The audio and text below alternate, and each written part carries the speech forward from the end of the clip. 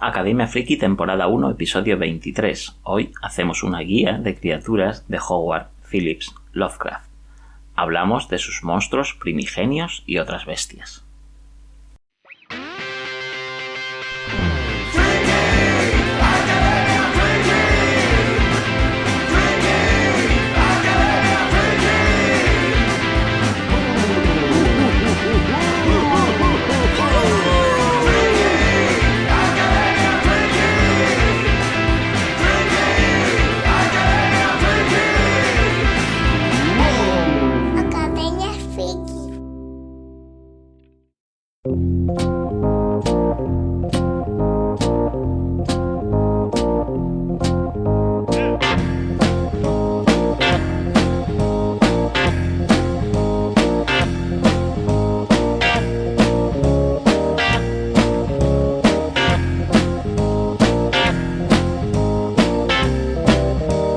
Deidades antiguas, ángeles descarnados, criaturas indescriptibles, dioses lovecraftianos. Eso es el horror cósmico en su máximo esplendor bajo la mente del escritor H.P. Lovecraft. Este autor, que nos supo paralizar con sus relatos de horror, es considerado sin duda uno de los precursores y, por qué no, creador del género de horror cósmico. Howard Phillips Lovecraft, creador de los monstruos más aberrantes y maléficos, deidades más antiguas que la vida misma y capaces de paralizarnos con nuestros miedos más grotescos, es sin duda el protagonista del episodio de hoy. Es tenebroso pensar que todos esos monstruos de Lovecraft pueden llegar a existir en algún recóndito sitio del mundo, o al menos en tus pesadillas. Un mundo creado por un autor post-romanticista, contemporáneo de genios literarios como Bram Stoker o Julio Verne, y que se permitía de vez en cuando mirar por encima del hombro a las obras de Poe y Robert Louis Stevenson. Pero aún así pudo destacarse y ubicarse entre estos con sus relatos que esbozan los engendros más temidos y antiguos de la humanidad. Con sus monstruos, Lovecraft pudo profundizar el miedo a seres antiguos que azotaron la Tierra e incluso el cosmos entero. Hoy, en este programa, haremos toda una guía del mogollón de criaturas que Lovecraft añadió a la literatura de terror y que forman parte ya de la cultura popular. Toma asiento que empezamos a aprender todos juntos en la academia. Raúl Pacman al micro y David Zoiber en la sala de máquinas te saludamos desde esta Academia Friki, tu podcast de divulgación sobre videojuegos, cine, cómics, literatura, ciencia, tecnología y toda la cultura friki que a ti y a mí nos interesa.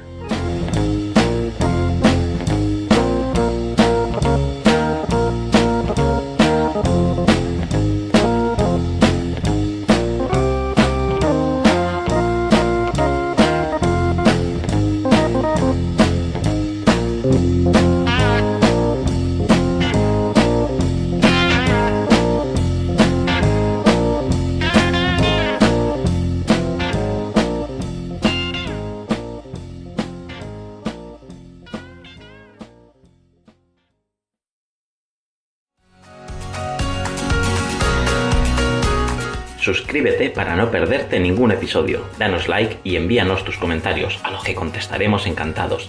Y si te gusta el podcast y quieres que siga vivo mucho más tiempo, puedes ayudarnos apoyándonos en iVoox. Eso nos dará continuidad y podrás acceder en exclusiva a todo el contenido, con programas solo para mecenas y otros muy especiales. Y recuerda que estés escuchando al otro lado es lo que hace que la nave de Academia Friki tenga combustible en su viaje por las ganas de aprender. Así que, gracias. ¡Comenzamos!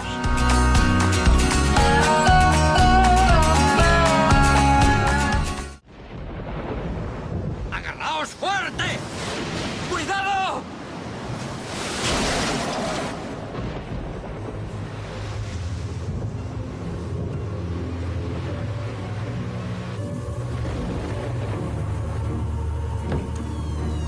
¿Hola? ¿Necesitamos ayuda? ¿Qué clase de iglesia es esta? ¿Qué rayos pasa aquí?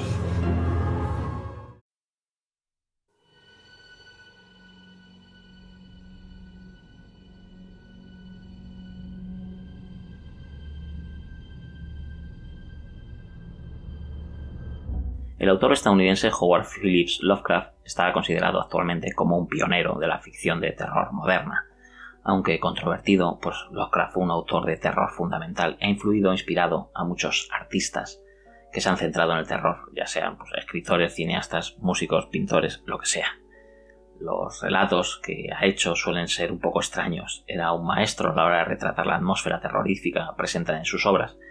Y bueno, es fácil que te absorba esa atmósfera en las páginas que estás leyendo y que hace que parezca que estás tú mismo ahí dentro. Su estilo es muy reconocible, yo creo, y aunque a veces es repetitivo, sigue siendo un estilo de escritura uno de los más singulares y específicos dentro de la literatura de terror. En cuanto a su obra, sus relatos son tan específicos que se han convertido en un epónimo, o sea, lo que con su nombre propio, es capaz de darle nombre a algo. Y eso se ve reflejado en el término horror Lovecraftiano, que designa a todo un subgénero o estilo de la literatura de terror que se inspira en los relatos de este escritor. También se le considera el padre del subgénero de terror cósmico, que está presente en muchas de sus obras.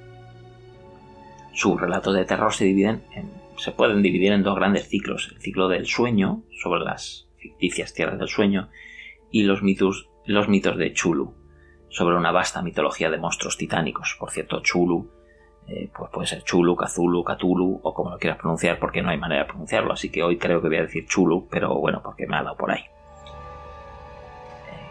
Estos dos grandes ciclos que decíamos, el ciclo del sueño y los mitos, pues tienen un colorido pandemonium, un conjunto de monstruos que lleva aterrorizando a los lectores desde hace más de un siglo.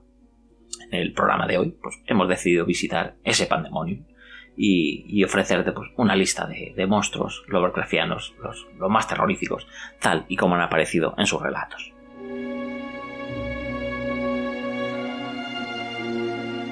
Lovecraft, como otros escritores de fantasía, como J.R.R. Tolkien, por ejemplo, pues fue creando un interesante entramado de criaturas, pero también tenía en ese universo, creo, pues había libros malditos, rezos, invocaciones y localizaciones imaginarias supuestamente existentes en lugares que no queda claro muy bien dónde estaban del interior de los Estados Unidos. Y así iba dando un poco de realismo a lo que iba narrando y se concatenaba con otras de sus historias. La diferencia más importante entre Lovecraft y otros creadores de pequeñas o grandes mitologías, pues es que él decidió que su sueño de confundir al lector entre ficción y realidad estaba por encima del dinero y de la gloria individual, de modo que invitó a sus amigos, lo que se ha llamado con el tiempo Círculo Lovecraft, y a los escritores posteriores a continuar con sus sagas, a inventar otras historias que contuvieran menciones a las suyas o a los nombres que él había inventado. Desde sus primeras publicaciones, si bien no con mucha finura o estilo, y más por la sensación de realidad y por la relación que había entre unas y otras, pues las obras de Lovecraft empezaron a enganchar a gran número de adeptos, entre los que yo me encuentro también, y sus mitos se extendieron como la pólvora.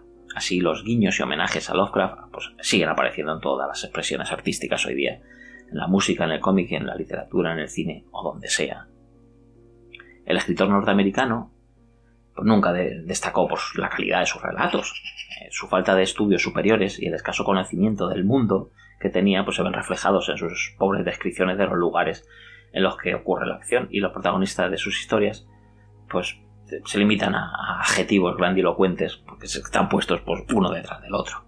Sin embargo, sí es algo a tener en cuenta que en lugar de escribir historias inconexas, pues de alguna manera las fue relacionando y creó una monstruosa mitología de seres espantosos, objetos mágicos, sobre los que pesaban maldiciones, había libros, símbolos o invocaciones, o esas localizaciones que ya decimos de manera inexacta estaban en Estados Unidos.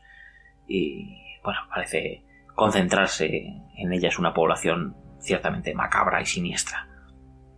Como vamos a ir viendo, casi todos los componentes fantásticos de la obra de este autor se interrelacionan ya no solo entre ellos, sino con elementos del mundo real. Se formaba así un enmarañado tapiz que confunde al lector y le hace creer más fácilmente todo lo que se narra en los cuentos, ya que lo asocia a nombres de ciudades, a libros que ha escuchado en su vida cotidiana o incluso que ha aprendido en el colegio. Es sobre esta pequeña y enigmática mitología de la que estamos hablando hoy, tratando de hacerla un poco más accesible, aunque nunca hayas leído a este autor, ya que es un aspecto de la literatura norteamericana al que muchas veces no se le ha prestado especial atención en los medios más respetables. Sin embargo, cuenta con tal magnitud de seguidores y admiradores en todo el mundo, pues que es normal que nos guste de vez en cuando reseñarlo. Si bien hay otros elementos, como objetos rituales o joyería y personajes que aparecen más de una vez en los relatos de Lovecraft, pues vamos a hablar al final de los más importantes, al menos por lo que añaden a la trama o los que fueron más desarrollados, con complicadas historias y trasfondos, sus criaturas o grimorios, sus localizaciones o las plegarias que inventaban en idiomas pues nuevos totalmente. Si hablamos de los seres de Lovecraft, los relatos están plagados de criaturas gigantescas con miembros animalescos, sobre todo peces y moluscos, con tentáculos y piel viscosa. Son los dioses y seres adorados por sacerdotes humanos de cultos ancestrales, y hay también alienígenas, pero bueno, no reparan demasiado en la humanidad y bueno, las personas que los invocan pues normalmente o pierden la cordura o los matan directamente. La mayoría se encuentran atrapados o recluidos por voluntad propia en lugares remotos de este mundo y de otros, donde nada ni nadie puede llegar, y son mucho más antiguos que cualquiera de las civilizaciones antiguas que han poblado la Tierra en algún momento. Hay muchos seres creados por Lovecraft y las relaciones entre unos y otros no están muy claras. De hecho, el propio autor denominaba a sus creaciones una submitología y tampoco se esforzó en clasificarlos. Los agrupó en dioses de varios tipos, exteriores o primigenios, por ejemplo, y en algunos casos sus descripciones son muy vagas. Eran solo un trasfondo para los cuentos que hacía. Para él, para el autor no era importante que quien lo estaba leyendo supiera exactamente de qué se estaba asustando, sino simplemente lo que quería es que tuviera miedo. Por otro lado, no poder escribir o nombrar aquello a lo que se teme, pues lo hace incluso más terrorífico. Con el tiempo, y para darle más sentido y credibilidad a todos estos monstruos, otros escritores posteriores, sobre todo August Derleth, pues lo fueron jerarquizando y dividiendo en estratos, dioses primigenios, arquetípicos y menores, por ejemplo. Se añadieron también otros nuevos nombres a la lista de dioses tras la muerte de Lovecraft, aunque los más conocidos y repetidos al final son siempre Chulu, Nyarlathotep o Yog-Sothoth, que luego veremos en detalle, y que eso sí son una invención del propio escritor. Otras criaturas horribles son los llamados profundos, mencionados por primera vez en su relato de 1931, La sombra sobre Innsmouth. El protagonista del relato lo describe de esta manera. Eran de un color verde grisáceo, aunque tenían el vientre blanco. Eran en su mayor parte de piel reluciente y resbaladiza, pero sus dorsos tenían protuberancias escamosas. Sus figuras recordaban vagamente al antropoide, pero sus cabezas eran de pez, con enormes ojos saltones que nunca se cerraban. A ambos lados del cuello les palpitaban agallas y sus grandes zarpas eran palmeadas. Brincaban de manera irregular, unas veces erguidas, otra a cuatro patas. Sus voces eran una especie de gruñido o aullido, pero indudablemente constituía un lenguaje articulado por todos los enigmáticos matices de expresión que les faltaban a sus llamativos rostros. Estas criaturas eran adoradas para conseguir oro y buena pesca, exigían sacrificios humanos y con el tiempo también pedían copular con humanos de las zonas a las que favorecían. Así se creaban los híbridos, bebés que nacían como niños normales e iban cambiando a lo largo de su vida para convertirse en peces o moluscos. A este proceso de conversión de humano a profundo se le llaman los mitos tener la pinta de Innsmouth. Estos son posiblemente los seres más horribles que Lovecraft haya creado, pues el lector se puede sentir inmediatamente identificado con ellos, porque son humanos, pero a la vez que te puedes asquear por la forma en que fueron concebidos, porque tienen una apariencia, voz y manera de moverse un poco rara. Además, en este relato, La sombra sobre Innsmouth, el personaje principal que lucha por salir de Innsmouth y se horroriza por todo cuanto ve, acaba por darse cuenta, delante del espejo, de que él mismo es descendiente de profundos y finalmente la idea le agrada sobremanera. Es decir, cualquiera, incluso quien se lo lee, puede acabar convertido en un asqueroso pez.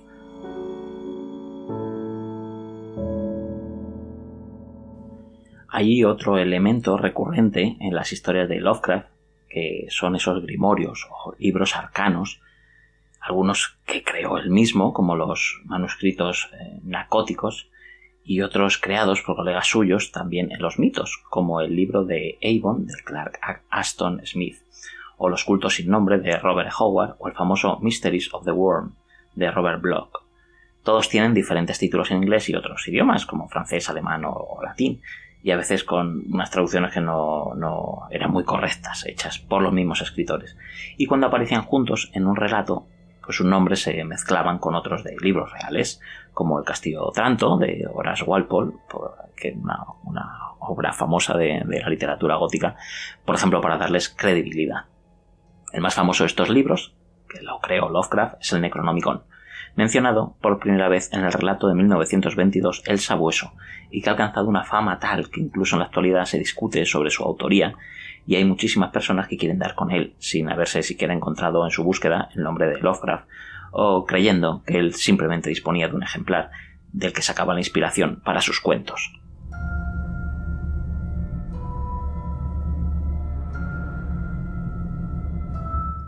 Así, el doctor en lenguas y literatura romántica y profesor de literatura comparada de la Universidad de West Virginia, Daniel F. Ferreras, afirma categóricamente en su libro Lo fantástico en la literatura y el cine lo siguiente, que la magia negra, los límites del conocimiento humano, la existencia virtual de otros mundos, todo lo sobrenatural, fascinó a Lovecraft tanto en su obra como en su vida misma. Se sabe que era miembro de una secta más o menos secreta y era supuesto lector de ese Necronomicon, que le sirvió de inspiración para algunos de sus relatos fantásticos más conseguidos, y al cual dedicó un estudio incluso.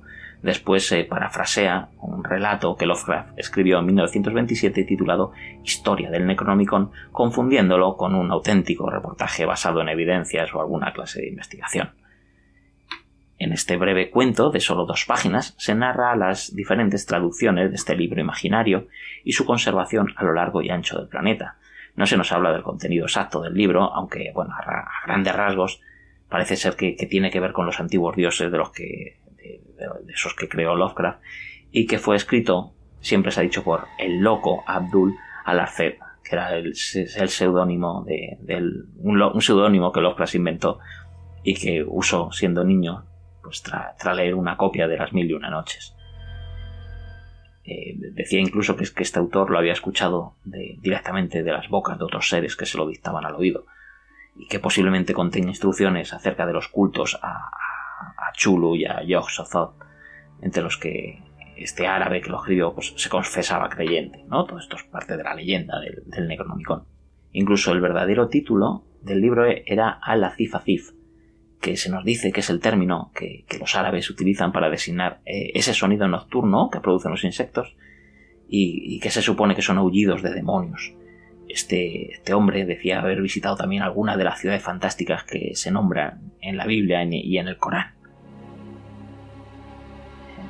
La muerte de este autor es tan misteriosa como el propio libro, y hubo quien afirmó que fue asesinado de una brutal manera por un demonio aparecido en medio de un bazar abarrotado.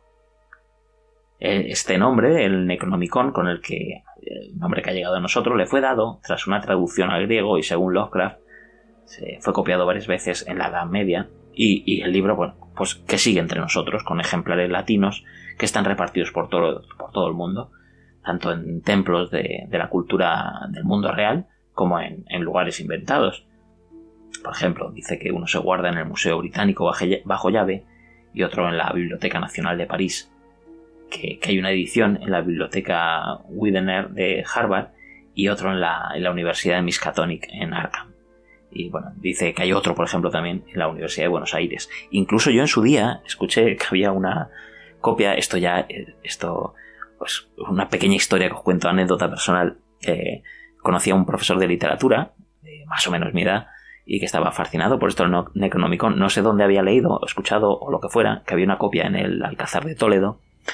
Y una vez que yo estaba con él y otras personas en el Alcázar de Toledo, pues intentó que le dejasen ver, y nos dejaron ver, pues como una sección que había de libros muy antiguos que no se podían tocar, solo podían tocar técnicos que había allí con guantes y tal, y nos dejaron entrar y verlo un poco, Y él no lo dijo, claro, pero él sí que nos confesó que él estaba convencido de que allí dentro de esa biblioteca del Alcázar estaba una copia del Necronomicon, que no la encontramos, por supuesto. Bueno, relacionado con la obsesión de que estos libros parecen reales, está el hecho de que Lovecraft escribió usando algunos términos y usos de personas del inglés arcaico, que bueno, eso se pierde un poco ahí en la traducción que se hace al español en sus obras, y que en sus relatos en primera persona, ambientados en otras épocas, pues también aparecen estos libros. Y de esa manera le quería conferir cierta veracidad extra a todo esto. Más elementos del mundo de Lovecraft.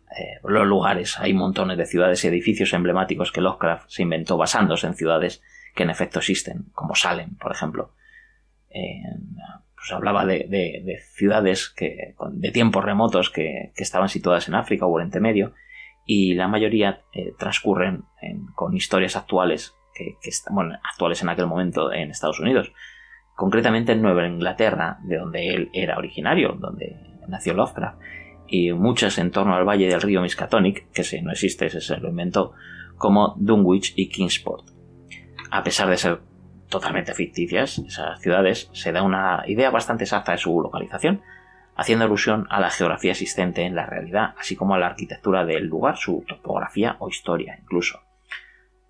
Hay dos localizaciones que son muy famosas y que usó Lovecraft como marco para sus historias, que son el pueblo costero de Innsmouth y la ciudad de Arkham. Sabemos por diferentes menciones que están cerca entre ellas y que están en Nueva Inglaterra, y que se puede llegar fácilmente a ellas en transporte público desde la ciudad de Newburyport. Esa ciudad existe realmente, una ciudad al noreste de Massachusetts, en la desembocadura del río Merrimack. Así, por ejemplo, el protagonista de La sombra sobre Innsmouth explica que se encontró casi por casualidad con la ciudad que da título al relato mientras trataba de ir de esa ciudad real, Newburyport, a la ciudad ficticia de Arkham. Innsmouth es una pequeña localidad sostenida por la muy dañada y menguada producción de barcos de sus astilleros. Y bueno, se habla de un ciudadano de la ciudad, Obed Marsh, que trajo ciertos ritos de sangre de las islas que había visitado en Polinesia, que daban como resultado figurillas de oro y abundante pesca. Así fundó la orden esotérica de Dagon, uno de los seres a los que veneran, un profundo gigantesco. Y la población mermó por culpa de los sacrificios y de los híbridos que con el tiempo iban a parar al mar, se iban al mar.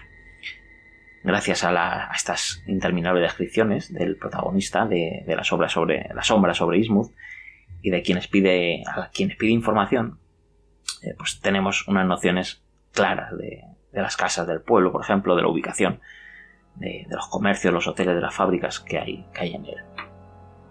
Por ejemplo, hay una cita del relato que dice así: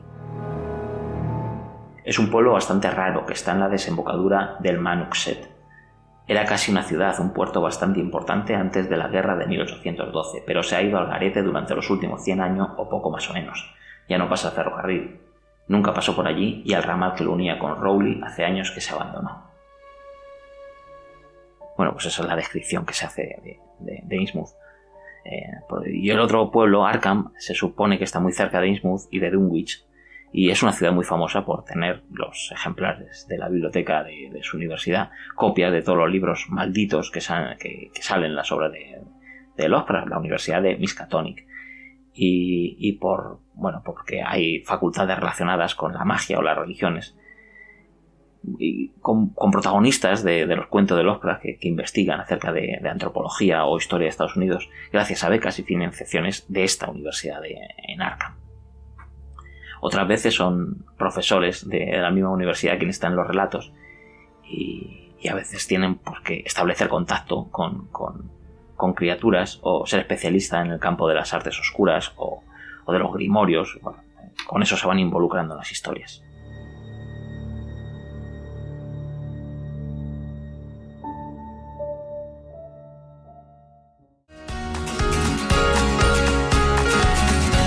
Recuerda, escucha Academia Friki en iVoox, Spotify, Apple Podcast, Google Podcast, Podimo o donde más te guste.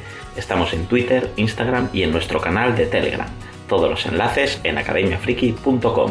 Gracias por estar al otro lado.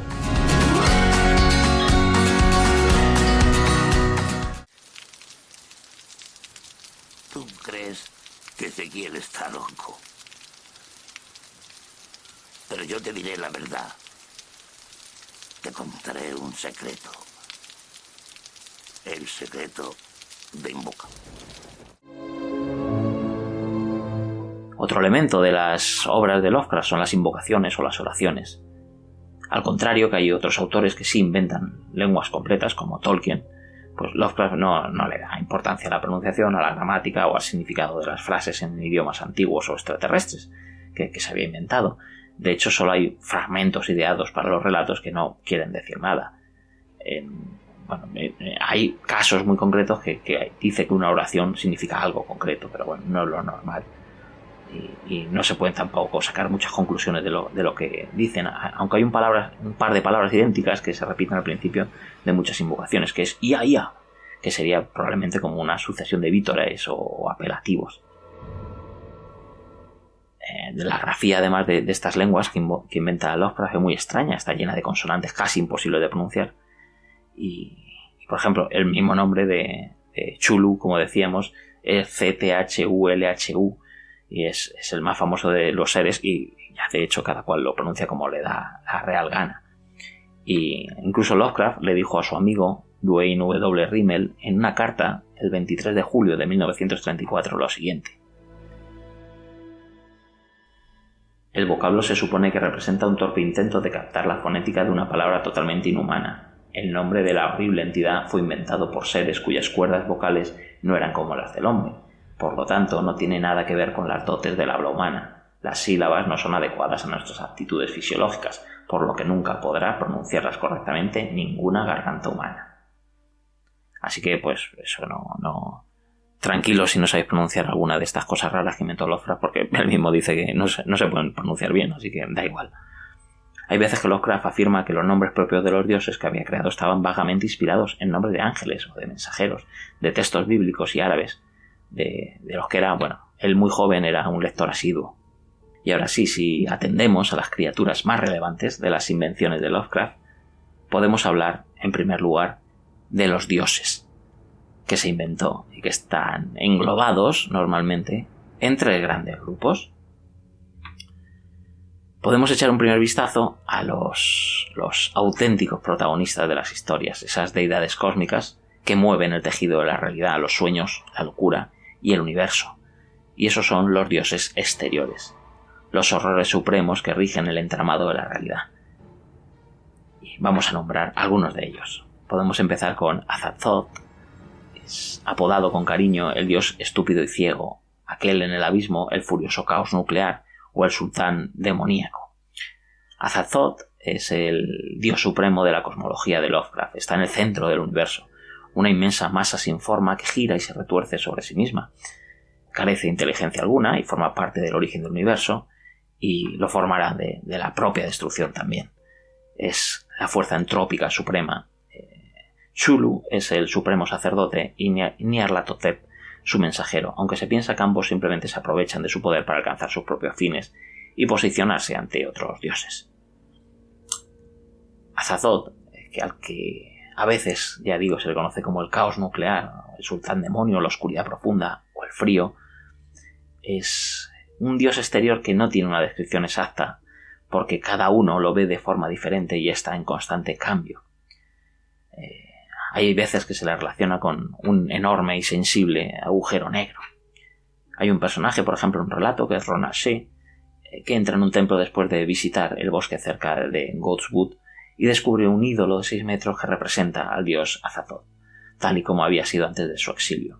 En el exterior consistía en una concha bivalva apoyada en muchos pares de patas flexibles. De la concha semiabierta se elevaban varios cilindros articulados con extremidades de apéndices poliposos. Eso dice el relato. En la oscuridad del interior de la concha dice que había un horrible rostro bestial sin boca, con ojos profundamente hundidos y cubierto de reluciente pelo negro. Más tarde, pues algo rezuma y en forma gris pálida, que se expande y se arruga, que brilla y se agita gelatinosamente a medida que las partículas en movimiento se liberaban. Eso era pues una descripción, ¿no? Al parecer es una presencia malévola importante en el Necronomicon, y personajes como Albert Wilmart y Walter Gilman, personajes de relatos lovecraftianos, se horrorizan ante la mera mención de su nombre, que ambos leen en el libro de ocultismo que estaban leyendo, ¿no? Y vieron el nombre y solo su propio nombre los horroriza. En el caso de ese personaje de Gilman, es la bruja Kesia Mason quien se refiere a Azathoth mientras persigue sus sueños diciéndole: debe encontrarse con el hombre negro e ir con todos ellos al trono de Azathoth en el centro del caos final. Debe firmar con su propia sangre el libro de Azathoth y tomar un nuevo nombre secreto. Lo que le impidió ir con ella al trono del caos, donde las finas flautas suenan sin sentido, fue el hecho de que había visto el nombre Azathoth en el Necronomicon y sabía que representaba un horror primario demasiado horrible para ser descrito. Este personaje, Gilman, pues despierta de otro sueño que recuerda el fino y monótono tañido de una flauta invisible y dice que había recogido esa última concepción de lo que había leído en el Necronomicon sobre la entidad sin mente, Azathoth, que gobierna todo el tiempo y el espacio desde un trono negro curiosamente rodeado en el centro del caos. También dice que se lo encuentra más tarde en remolinos negros en espiral, en este vacío del caos final, en el que gobierna este dios. Entre sus muchos seguidores están los habitantes de Goatswood, que realizan ritos obscenos que implican atrocidades sobre víctimas vivas en el templo cónico de Azathoth, y que hay también insectos que han huido de la destrucción de su planeta natal, llevando el templo a través del universo, una rayada bastante gorda, como veis. Hay también otros dioses exteriores menores, conocidos como los guardianes de los infiernos exteriores o como simplemente los otros dioses. Son misteriosos protectores de los dioses oníricos, los más débiles dioses primigenios. Molestarles a ellos o a los primigenios es tan estúpido como dispararte en un pie, por ejemplo, y suele tener consecuencias coloridas y dolorosas. Estos dioses menores están bajo la influencia siempre de Azathoth y de su corte hiperdimensional, y bueno, siempre están danzando incomprensibles melodías. Hay otro dios exterior que es Niog-Sotep, la niebla sin nombre. Es una entidad nebulosa, sin forma, de la que poco se sabe. Se menciona en un par de relatos, cartas seleccionadas 2 y en El susurrador de la oscuridad. Llegamos a Nyarlathotep. Tras cientos de hermosos apelativos, como el caos reptante, el mensajero de Azathoth, el ardiente ojo trilobular, el morador de la oscuridad y el horror flotante, Nyarlathotep es una de las deidades más activas y con ganas de juerga de los mitos. Se habla de que puede adoptar 1000 formas, y si no son 1000, pues son mogollón, de todas maneras. Tiene mucha inteligencia y bueno, la usa para sus hobbies, que son causar la locura y el sufrimiento humanos, a menudo manipulándoles, copiando su forma. Se le puede ver haciendo de las suyas en relatos como La búsqueda de la desconocida Kadath, Los sueños de la casa de la bruja, El morador de las tinieblas y en uno que se llama directamente Nyarlathotep. Es uno de los monstruos de Lovecraft que tiene la capacidad de adquirir forma humana. Es un descendiente de Azathoth y aparece en muchas historias posteriores de Lovecraft y también en obras de muchos escritores, siendo una de las entidades más importantes de sus mitos. Se diferencia de otras deidades míticas en varios aspectos. La mayoría de los dioses exteriores están desterrados a las estrellas, como por ejemplo Yog-Sothoth o Azathoth, y la mayoría de los antiguos duermen y sueñan con Cthulhu. Nyarlathotep, sin embargo, está activo y normalmente está vagando por la tierra en forma de humano. Suele ser un hombre alto, delgado y feliz. Y aunque tiene otro mogollón de formas, ya hemos dicho que se consideran bastante terribles o aterradoras. La mayoría de los dioses exteriores tienen sus propios cultos que les sirven.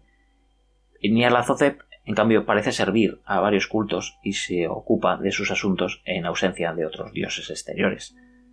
La mayoría de los dioses exteriores utilizan extrañas lenguas extranjeras, mientras que Nyarlathotep utiliza lenguas humanas y puede fácilmente pasar por humano si así lo desea. Así que, bueno, parece que puede engañar y manipular deliberadamente incluso a quien quiera realmente, a cualquier entidad humana, organismo o lo que sea, para conseguir sus objetivos. También se dice por ello que es probablemente el más humano de los dioses exteriores. Encarna la voluntad de estos y es su mensajero, su corazón, su alma, la figura inmemorial del diputado o el mensajero de las fuerzas ocultas y terribles. A diferencia de otros dioses exteriores, para Nyarlathotep la propagación de la locura es más importante y más gratificante para él que la muerte y la destrucción. Algunos sugieren incluso que destruirá a la humanidad y posiblemente también a la Tierra. En la primera aparición que tuvo, se le describe como un hombre alto y oscuro que se parece a un faraón egipcio. Va vagando por la Tierra y reúne legiones de seguidores a través de representaciones de instrumentos extraños y aparentemente mágicos. Estos, incluso el narrador de esa historia, pues también era también le servía directamente a este dios. Estos seguidores pierden la conciencia del mundo que les rodea y a través de los relatos cada vez menos fiables del narrador, porque ya digo que era un propio servidor del dios, pues el lector pues va teniendo un poco colapso total del mundo y el narrador, pues se termina siendo parte del ejército directamente secuaces de Nyarlathotep. Cuando se enfrenta a un personaje lovecraftiano de varios relatos como Randolph Carter, pues se representa como un faraón egipcio, ya hemos dicho, como es el avatar, digamos, de los dioses exteriores, cumpliendo su voluntad en la tierra y en el país de los sueños. La esencia de la oscuridad pura que tiene es un ojo de 3 lóbulos, se describe así, y que se ve en un campanario de la iglesia de la secta de la sabiduría de las estrellas. El nombre de Nyarlathotep suele ser pronunciado por los hongos de Yugoth en un sentido de reverencia o ritual, indicando que adoran a este ser. Según algunas fuentes, actualmente vive o está encarcelado en el planeta Abyss y siendo como es, pues esperemos que esté allí muchos años. Otro dios exterior es Sub-Niggurath, bajo diminutivos como la cabra negra de los bosques, con 1 millar de retoños, o la esposa del que no debe ser nombrado, se oculta una masa oscura, horripilante y nebulosa, el perverso impulso de la vida y la fertilidad. Es la que crea para que Azathoth destruya y mantiene una gran fuerza de adoradores como los druidas. Forma parte de las tramas de relatos como La última prueba o Más allá de los eones.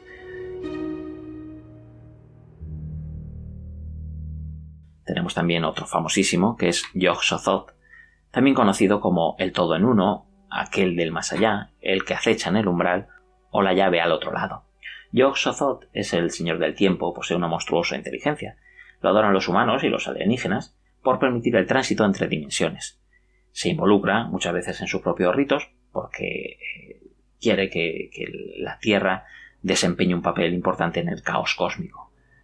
Se cuenta bastante de él en el relato A través de las puertas de la llave plateada. Yog-Sothoth nace de la niebla innombrable. Es un ancestro de Chulu, de Hastur el inefable y antepasado de los Burmi. Fíjate qué cantidad de nombres raros tenía los relatos, ¿verdad?, de Lovecraft. También es el padre de Wilbur Whaley, un personaje de los relatos, y como muchos dioses, tiene muchas manifestaciones diferentes en las distintas historias del mito de Chulu. Sin embargo, parece haber un entendimiento común de que Yog-Sothoth se manifiesta visualmente como una masa de esferas luminosas con ojos o con pendientes, zarcillos en algunas versiones, y a veces solo son esferas en otras. Se suele afirmar bastante que es omnisciente, todo lo conoce, y que está encerrado fuera del universo.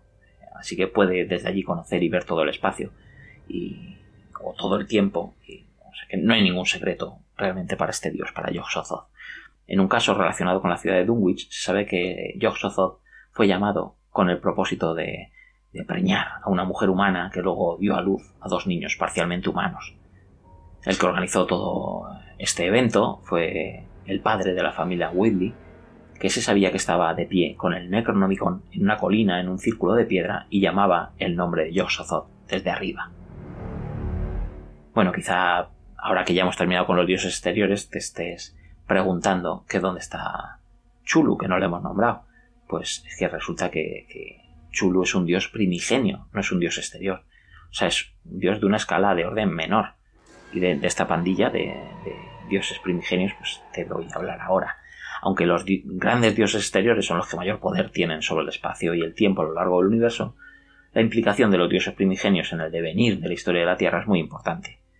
Hay muchos relatos de Lovecraft y otros escritores en los que los investigadores de lo extraño se cruzan en el camino de cultistas y adoradores de estos dioses. Hasta tal punto son importantes que ya digo que uno de ellos, que es el más famoso de todos los mitos, y que le da incluso nombre a los mitos, Chulu. Los primigenios son deidades extraterrestres de segundo orden, pero de muchísimo poder y tamaño. Parecen tener forma física, pero están más allá del continuo espacio-tiempo. Son venerados por cultos de humanos desquiciados y por razas oscuras. Estos dioses a veces están aprisionados bajo el mar, en el interior de la Tierra o en sistemas planetarios muy lejanos, porque han cometido blasfemias contra los dioses antiguos o por propia voluntad. En el primer paso, cuando los han encerrado contra su voluntad, los primigenios pues están impacientes por liberarse de su prisión y clamar venganza. En el otro caso, cuando se han ido porque quieren, pues están a la espera del momento de despertar cuando sea propicio. Vamos a nombrar algunos de ellos. Tenemos primero a Bokrug, conocido también como el gran lagarto acuático o como la maldición de Sarnath. Tiene el aspecto de un enorme lagarto, es el protector del pueblo semi-anfibio de Ip, que fue masacrado hace 1000 años por los habitantes de la ciudad de Sarnath. Aparece en el relato de la maldición de Sarnath con floridas consecuencias para los descendientes de los que acabaron con sus adoradores. Hay otro dios muy interesante, primigenio, que es Chaunarfang, conocido también como el horror de las colinas, el alimentador, y Kaunarfang. Es un humanoide con cabeza de elefante y es capaz de drenar a sus víctimas. Tiene un papel destacado en el relato El horror en el museo. Por fin llegamos a Chulu, conocido también como el dios durmiente, el señor de Erlie, el gran sacerdote, Cthulhu o Tulu. Es un inmenso humanoide alado con cabeza de pulpo y que es, el favorito de los niños, digamos. Sus adoradores cantan el siguiente ritual. Me lo voy a inventar porque esto no hay manera de leerlo, como ya hemos dicho. Pingui Mingla Fongen Cachulu Rile Wahan Fintang. Es un batiburrillo ahí de consonantes, sobre todo. Como todo el mundo sabe, eso que acabo de decir significa en su hogar de Erlie, Cthulhu yace esperando dormido. Cuando Chulu o Cthulhu despierte, devorará las almas de todos los hombres, de ahí que sepamos que aún no ha despertado. También sabemos que mientras no despierta del todo, responde las llamadas del público. Lovecraft habla de él y sus entrañables servidores en relatos como En las montañas de la locura, La llamada de Chulu, El horror en el museo, El túmulo y El diario de Alonso Taiper. Chulu es el monstruo de Lovecraft más conocido mundialmente y el que más impacto ha tenido en la cultura popular. Es la criatura más popular de toda la obra de Lovecraft. Apareció por primera vez en el relato La llamada de Chulu del año 1928. Es uno de los primigenios, también se llaman a veces primordiales o antiguos, de gran poder, que actualmente se encuentra en un sueño de muerte bajo el océano Pacífico, en su ciudad hundida de Erlie. Sigue siendo una presencia dominante en los tratos que hacen las criaturas con nuestro mundo.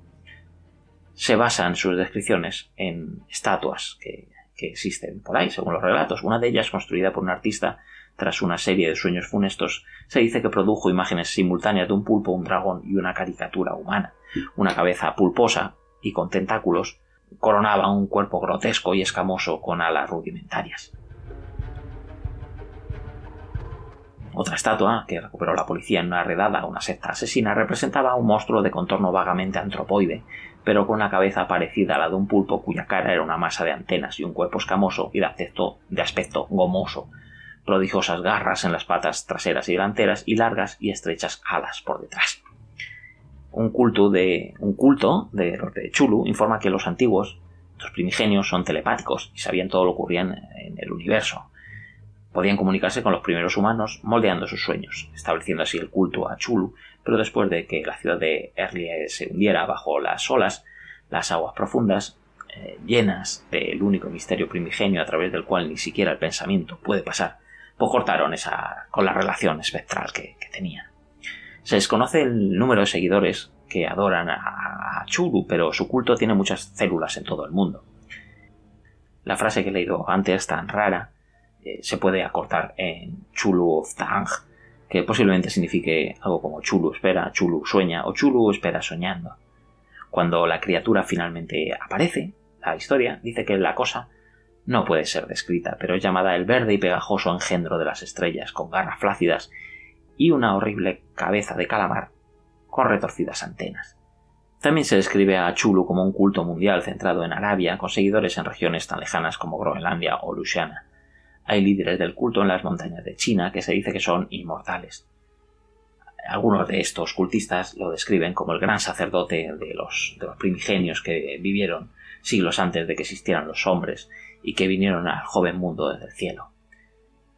Chulu también es adorado por las criaturas no humanas conocidas como los profundos. Si pasamos a otros dioses primigenios, tenemos al padre Dagón y a la madre Hidra. Tienen ambos el mismo aspecto que los profundos, son humanoides con rasgos de peces, pero de un tamaño descomunal. Lovecraft cuenta en sus aventuras, en relatos como Dagón o en La sombra sobre Innsmouth. La madre Hidra, por ejemplo, es la consorte de Dagón, y no se sabe con certeza si es una primigenia o simplemente una profunda de gran tamaño. Dagón es una deidad que gobierna los profundos, esa raza humanoide anfibia que vive actualmente en los océanos de la Tierra. Aparece por primera vez en el relato corto de Lovecraft, Dagón, y se menciona ampliamente a lo largo de los mitos de Chulu. También es conocido como el padre Dagón y el consorte de la madre Hidra. A veces hay gente que no los considera primigenios. Es adorado por la orden esotérica de Dagón, un culto secreto de la ciudad de Innsmouth. A una edad muy avanzada, algunos profundos supuestamente crecen hasta alcanzar tamaños enormes. Tales individuos dieron origen al culto de Dagón, que venera a esas criaturas como deidades. Son de hecho seres totalmente corpóreos, cuya vejez contribuye a su enorme tamaño. Hay pruebas fósiles, dicen, de que el más antiguo, dicen los relatos, que el más grande de estos seres alcanza una altura de más de 15 metros. Dagón es una enorme iteración del profundo que se menciona en los textos de la antigüedad. Es adorado como una deidad por un culto piadoso de hombres y de profundos. Aunque aparentemente es inmortal, su longevidad puede atribuirse a la confraternización con otra raza, que son otros monstruos, otras criaturas, que son los engendros de las estrellas, que a veces seleccionan ejemplares formidables de una especie concreta para protegerlos, cuidarlos y fortalecerlos por razones que solo ellos conocen y que creo que no son buenas para nosotros, para la raza humana. También puede haber más de un espécimen gigantesco de profundo que podría confundirse con el Dagón original o que se confunde con él. Todos los profundos siguen creciendo lentamente después de alcanzar la madurez, siempre que tengan acceso a suficiente comida. De hecho, hay antiguas esculturas relacionadas con Dagón que muestran a varios gigantescos profundos luchando con ballenas. Otros dioses primigenios o antiguos son Nug y Yeb. Se les conoce también como las blasfemias gemelas. Parecen horribles masas nubosas oscuras, muy similares al dios exterior Sub-Nigurath, puesto que descienden de este y de Yog-Sothoth. Además, Nug es el papá de nuestro querido Chulu. Lovecraft habla de ellos como en el relato de La última prueba.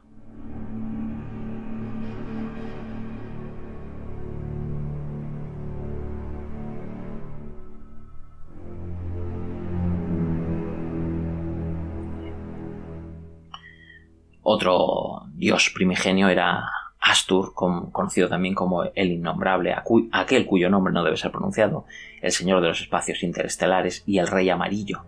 Su verdadera forma es un misterio. Se dice que es amorfo, posiblemente octopoide, como los pulpos. Lovecraft nos lo presenta en el relato El susurrador en la oscuridad.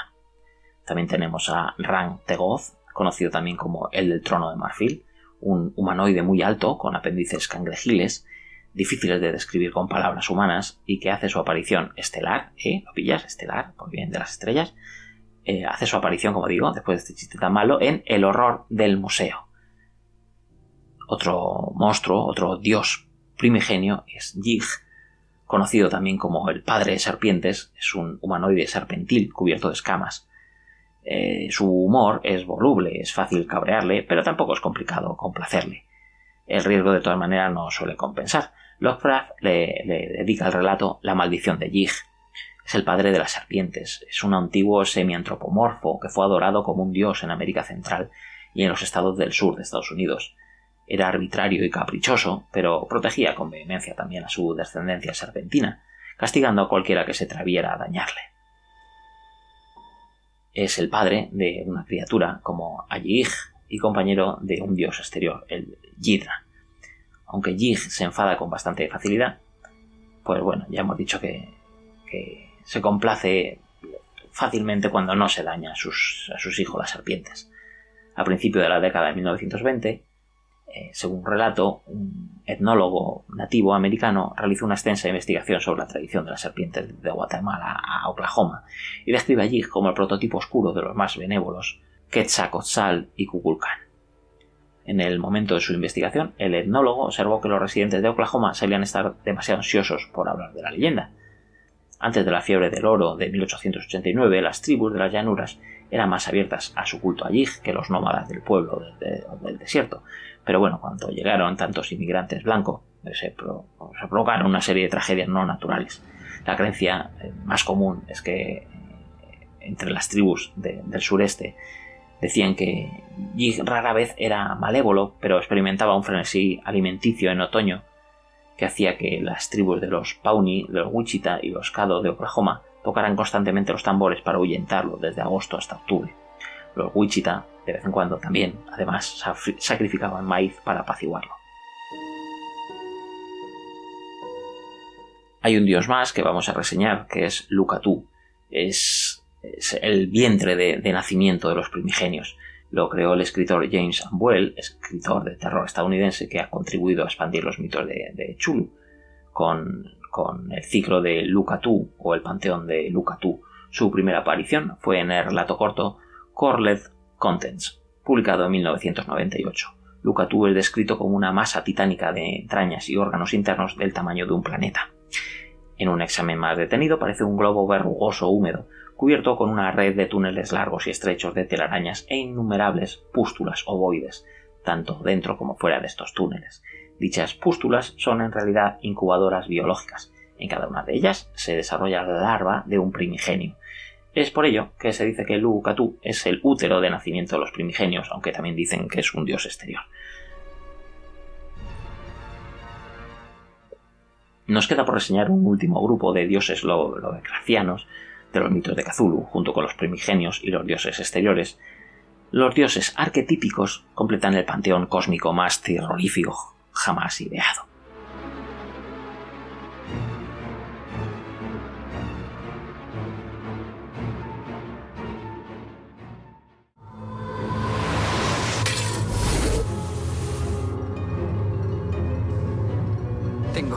Tengo que encontrarme aquí con alguien.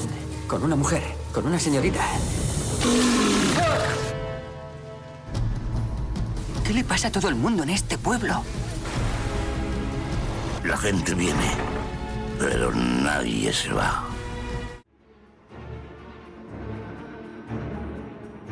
Si los primigenios eran dioses terribles, si los exteriores eran aún más terribles, los arquetípicos son los menos malos.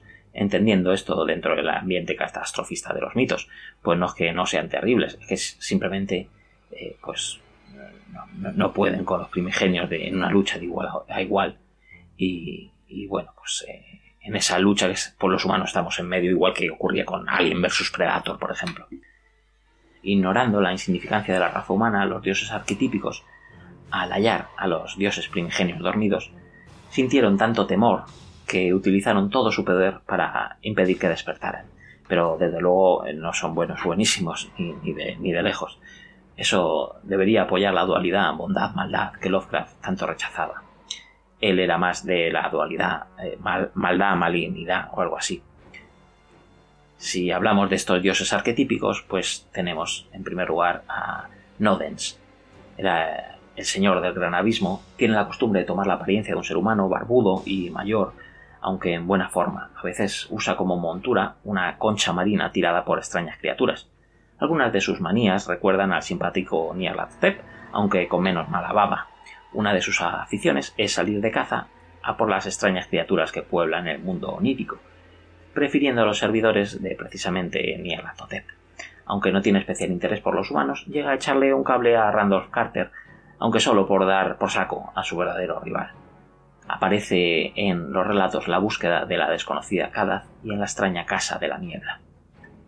También tenemos a la diosa Bast, que Lovecraft bueno, pues creó, porque como era un poco colgado de los gatos, pues, en su cosmología optó por adoptar a la diosa egipcia de los felinos, a esta Bast. También la llama Fast o Bastet. Como las pinturitas de las pirámides, es fácilmente reconocible por parecer una atractiva mujer, salvo por el detalle de que su cabeza es de un gato o de una gata. Aunque no habla de ella directamente, le deja entrever en el relato Los gatos de Ultar. También tenemos al dios Khazanit. Este dios no partió de la imaginación de Lovecraft, sino de la de otro escritor, Brian Lumley. Y el motivo de eso es que parece... el motivo de crearle, como quería decir, parece que es que Khazanit es el hermano perdido de Cthulhu. Comparte con él su aspecto, se diferencia por sus ojos de color dorado, está despierto y vive lejos de esa ciudad de Erlie, en otra ciudad que se llama Elysia. Sus intereses son totalmente opuestos a los del sumo sacerdote de Azathoth y aprovecha cualquier oportunidad para quitarle el bocadillo, esconderle los cromos y otras cosas típicas de hermanos. Vamos, que se lleva regulinchi con Chulu. Tenemos también a Himnos, que es el señor del sueño, y ese dios griego que hace que la gente se quede sopa. Siempre enigmático, pocos conocen su aspecto, puesto que hay contados mortales que han entrado en contacto con él y, bueno, que al parecer después de contactarles la gente se queda dormida y no se acuerdan de lo que pasa después. Para conocerlo un poco más, pues bueno, te digo que el relato en el que aparece se llama como él mismo, Himnos.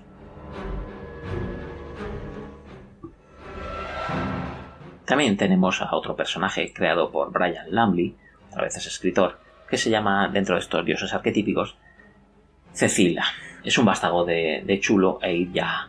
Es la hija de Chulu y es fundamental para sus planes, ya que si Chulu muere de alguna manera, Cecilia, no sé cómo pronunciarlo, pues escribe C-T-H-Y-L-A, Cecilia, lo dará a luz una vez más a Chulu, todo un poco asqueroso. Como tal, está custodiada por los profundos y por otro conjunto de criaturas que son los Yuya, que se podría suponer que Cecilia es de Erlie también, aunque al principio dicen, en algún relato, dice que es también de la estrella Shoth, pero que bueno, pues, se vino a la Tierra. Su otro nombre, la Secreta, se debe a que su culto trata de ocultar toda la información sobre la diosa, sobre todo desfigurando las columnas de Geb. Su leyenda está vagamente registrada en el mito griego como Escila. Hay un conjunto de una sociedad secreta, que es el Proyecto X, que se activa en un intento de matar Cecilia con una bomba atómica subterránea. Ella es herida y escapa, y la retribución de Chulu es una repetición enormemente magnificada de los acontecimientos del relato corto La llamada de Chulu. Cecilia tiene la apariencia de un gigantesco pulpo, de cuerpo rojo, anillos negros y 6 ojos con pequeñas alas. Al igual que su padre, es capaz de alterar sus proporciones corporales a voluntad, por ejemplo, agrandando sus alas para poder volar. Aunque normalmente tiene 8 brazos, como cualquier pulpo, puede sacar o retraer otros a voluntad. Se sabe que tiene hasta 12 brazos. Cada brazo está equipado con docenas de garras afiladas, cada una de ellas de unos 5 centímetros de longitud. Cecilia, este ser tan adorable, fue capturada por unos investigadores que creyeron erróneamente que era un raro espécimen de una especie de pulpo que no descrito hasta entonces. Para preservar y estudiar la especie, intentan fecundarla mediante autoinseminación artificial, una cosa muy extraña. Cecilia también aparece en una forma más humanoide o avatar, como posible novia del dios anterior que hemos nombrado, de Astur. Tenemos también a otro dios arquetípico, que es Shoggoth. Shoggoth es una criatura amorfa creada por Lovecraft que aparece por primera vez en el libro de las montañas de la locura. Shoggoth es un ser amorfo y metamorfoseado, fue modificado genéticamente por los dioses antiguos como raza sirviente para usarlo de herramienta, pero finalmente se levantó contra sus amos y los llevó a la extinción. Los Shoggoth se encuentran ahora en lugares aislados de la Tierra. Es algo así un Shoggoth como una delicada gota de carne gelatinosa que se moldea sola, como una ameba gigante. Mide unos 4 metros de diámetro y forma una esfera, pero existen versiones más pequeñas. Se puede moldear también como cualquier órgano o forma que considere necesario en el momento.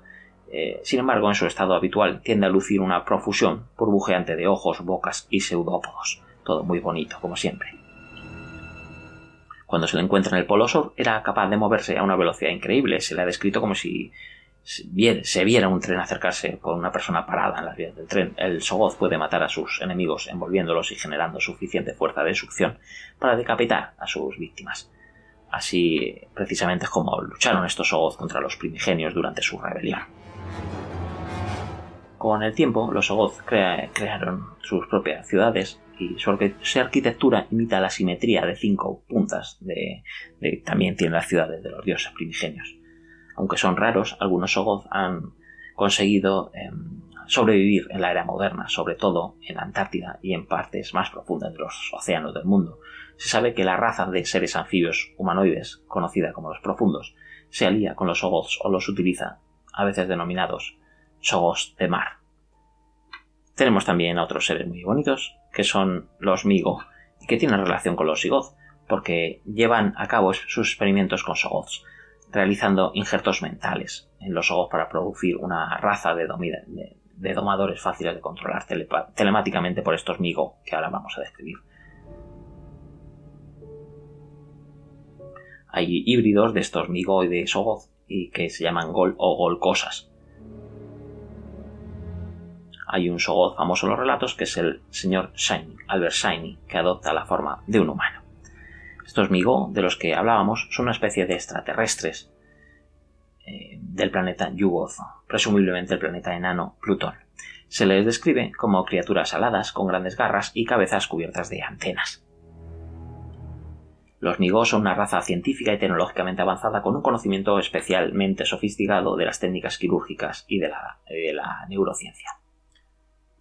Los Migo son criaturas rosas fungoides parecidas a los crustáceos con un elipsoide enrevesado formado por anillos piramidales carnosos y cubiertos de antenas donde suele haber una cabeza. Miden alrededor de 1,5 metros de largo y sus cuerpos, similares a los crustáceos, tienen muchas extremidades unidas por pares. También tienen un par de alas membranosas con forma de murciélago que utilizan para volar por el éter del espacio. Las alas al parecer no le funcionan bien en la Tierra. Pero sugiere esto que se trata de un modo estándar para sus viajes interplanetarios. Los Migo son fundamentalmente ajenos a la vida terrestre. Según 2 relatos del cuento original, sus cuerpos están formados por una forma de materia que no se da naturalmente en la Tierra. Sin embargo, se les describe como los más fúngicos en términos de biología, con forma de hongos, aunque su apariencia externa es muy similar a la de un crustáceo. Se suelen comunicar cambiando el color de su cabeza, pero a menudo pueden hablar en lenguaje humano. Si no, pueden cambiar su cuerpo para poder hablar. Sin embargo, se sigue escuchando un zumbido cuando hablan y su voz suena aterradora. Los Migo pueden trasladar a las personas de la Tierra a su planeta Yugoth y más allá, y volver a ella extrayendo el cerebro del sujeto y colocándolo en un cilindro cerebral que puede conectarse a dispositivos externos que les permite ver, oír y hablar. Una de las lunas de Yugoth contiene diseños sagrados para los Migo. Los símbolos inscritos en esa luna son útiles en varios procesos mencionados en el Necronomicon. Se dice que las transcripciones de estos dibujos pueden ser sentidas por los Migo y aquellos que las poseen son perseguidos por los pocos restos que quedan en la Tierra. Los Migo adoraban anteriormente a los seres Yog-Sothoth, Nyarlathotep, Senel-Meluk y Sub-Niggurath, aunque obras más recientes reconocen que los Migo están en guerra con esos primigenios aún. Su sistema moral es ajeno a nosotros, lo que los hace muy viciosos desde el punto de vista humano. Según algunos informes, el dios Astur parece despreciar a los Migo. Su culto, servidores de aquel que no debe ser nombrado, se dedica a darles caza y a exterminar la amenaza fungoide. Según otros informes, los Migo sirven y adoran específicamente a Astur, así que no se sabe muy bien lo que hacen. Tienen un líder que los dirige a voluntad de Astur. Enga Khatun, un aliado humano de los Migo, menciona a aquel que no debe ser nombrado en la lista de entidades honradas junto a Nyarlathotep y a Sub-Niggurath. Antes de terminar con todo este mogollón de dioses, vamos a hacer mención, porque mención aparte merecen otras criaturillas. Por ejemplo, los Ghouls. Un Ghoul es un miembro de la raza subterránea nocturna. Algunos Ghouls fueron humanos una vez, pero al comer carne humana y por ser tutelados por otros Ghouls, pues se acaban convirtiendo en bestias horripilantes. También tenemos a los Hai-Hais, una figura de casi 3 metros de altura, pero con un pecho masivamente protuberante y miembros huesudos de múltiples articulaciones. Según las costumbres nativas, este extraño personaje iba completamente desnudo, pero una especie de collar alrededor del cuello, un alambre plano de plata, pues indicaba que era el servidor de algún noble.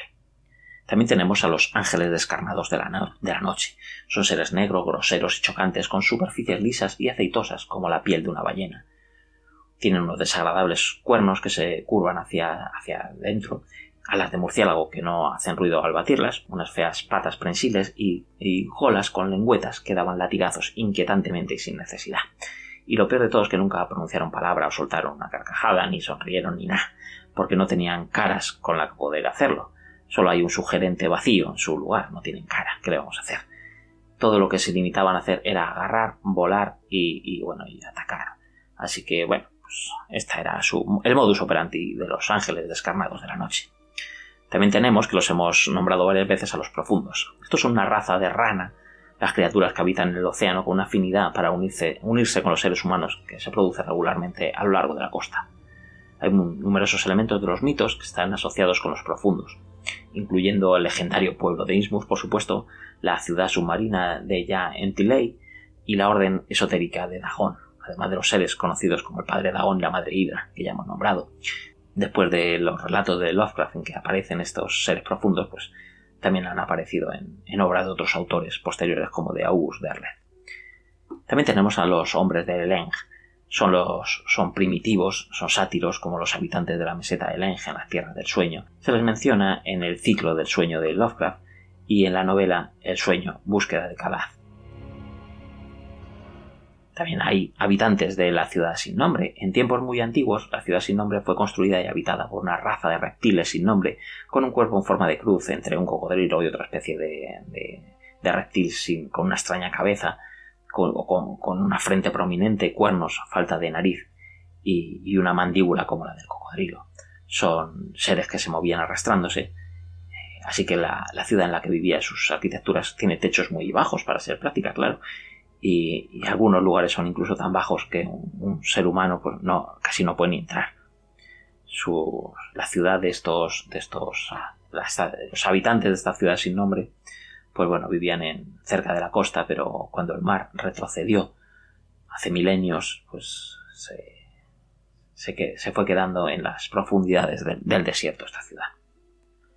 Para ir cerrando este programa y como conclusión de todo este mogollonazo de criaturas, podemos decir que uno de los factores con el que Lovecraft jugó, quizá mejor que nadie, para horrorizar a los compradores de las baratas revistas de ciencia ficción y horror en las que al principio escribía, fue hacerles creer que todo aquello de lo que hablaba era real. Fue sin duda su mayor logro, pues fue consiguiendo una cierta solidez que perdura hasta hoy día en aquello que narraba, gracias a sucesivas apariciones o menciones de todos estos seres o de sus objetos o los topónimos, y pidiendo a sus amigos escritores, el llamado Círculo Lovecraft, que los usaran también, de modo que perduraron incluso después de su muerte. Así se crearon estos mitos de Lovecraft, el conjunto de historias creadas por él, por escritores coetáneos afines y por sus seguidores hasta el día de hoy, en el que aparecen estos elementos recurrentes tan característicos y que espero que te haya gustado su descripción a lo largo de todo este programa.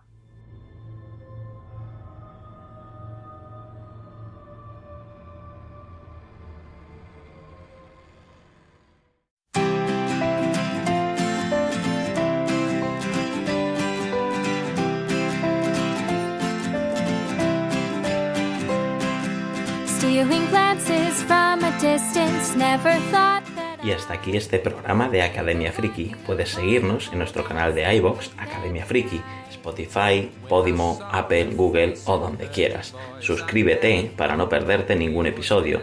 Da like, me gusta y mándanos todos tus comentarios, que leeremos y responderemos encantados, porque todo eso hace que podamos estar más veces contigo. Muchas gracias a las y los mecenas que nos apoyáis y dais continuidad al proyecto. Si nos quieres apoyar como mecenas y darle vida al programa, lo puedes hacer en el botón apoyar de iVoox. Y si quieres hablar con nosotros, estamos en Twitter, Instagram, en el email contacto@academiafriki.com y en nuestro canal de Telegram, En definitiva, simplemente gracias por estar al otro lado y darnos tu apoyo. ¡Hasta la próxima!